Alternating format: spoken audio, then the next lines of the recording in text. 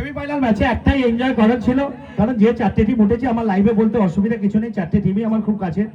ভজুও আমার কাছের ছেলে, অমিতও আমার কাছে, রোহনকে আমি আমার ভাইয়ের মতো গাইডেন্স করি। রোহন আজকেও একটা কথা এসে বললো, এটা লাইভে বলা উচিত, যে তুমি কি পেমেন্ট ভজু দেবে জানি না, কি পেমেন্ট কমিটি দেবে জানি না, তুমি সানুর কাছ থেকে ব্যক্তিগত 500 টাকা নিও, কারণ তুমি সানুর খেলাটা ফিরিয়ে দিলে। এটা রোহন আমাকে বললো, তো থ্যাংক ইউ এই ভালোবাসা, এতটা সাপোর্ট। তো পেমেন্টটা বড় কথা নয়, আমি তোমরা পারফরমেন্স করলি আমি খুশি। প্রত্যেকটা নিজেদের টিম ছিল, যেই জিতেছে আমার কোনো অসুবিধা নেই। দল জিতেছে, তোমরা জিতেছো, নিজেদের ভাইরা জিতেছে, এটার থেকে বড় পাওনা কিছু নেই। Thank you.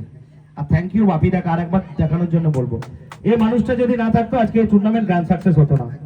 তুমি থাকছো দাদা, আমি রিকোয়েস্ট করবো আপকামিং টুর্নামেন্টে নওয়াজকে বলবো বাপিদার নম্বর নিয়ে রাখো, কিছু কিছু জায়গা আম্পায়ারিং দিও প্রফেশনাল ভাবে, এটা আমি রিকোয়েস্ট করছি। Thank you.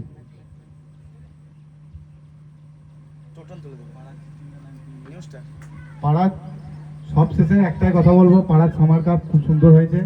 তো আমরা পাড়ার নিউ স্টারের তোতনকে ডেকে নেবো বাপ্পা থেকে সম্মান যাপন করার জন্য। তোতন একবার এখানে এসে বাপ্পা থেকে সম্মান